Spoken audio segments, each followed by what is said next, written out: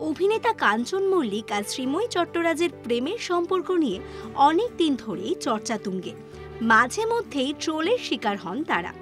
প্রেম, বিয়ে, এমনকি সন্তান নিয়েও জল্পনা উঠেছে তাদের নিয়ে।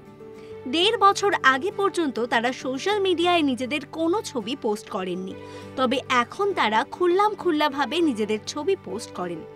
সিনেমা হল থেকে শুরু করে পার্টি, সব জায়গাতেই একসাথে দেখা যায় তাদের। তবে ভ্যালেন্টাইন্স ডেতে শ্রীময়ীর পোস্ট দেখে অবাক হয়েছে নেটিজেনরা। ভালোবাসার দিনে কার থেকে রিজেকশন পেলেন অভিনেত্রী? আসলে এই প্রত্যাখ্যান বিষয়টি নিতান্তই মজার। শ্রীময়ী একটি ভিডিও স্ট্যাটাসে দিয়েছেন, যেখানে দেখা যাচ্ছে হাতে একটি ফুলের তোড়া নিয়ে একটি বাচ্চাকে দিচ্ছেন শ্রীময়ী। সেখানে খুদেটিকে বলতে শোনা গিয়েছে, happy Valentine's day, I love you. তবে বাচ্চাটি ফুলের তোড়ায় একটু হাত দিয়েই বলেন, না নেব না। এরপর খাট থেকে নেমে তাড়াতাড়ি করে হেঁটে চলে যায় সেই পুচকে।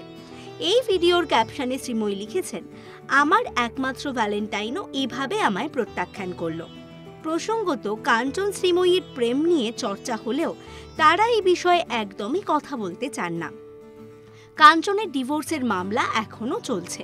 শোনা যায় ডিভোর্সের পরেই এক সুতোয় বাঁধা পড়বে কাঞ্চন শ্রীময়ী। এরকম আরও অনেক ভিডিও দেখার জন্য নজর রাখুন আমাদের চ্যানেলে, আর পাশে থাকা বেল আইকনটি ক্লিক করতে ভুলবেন না।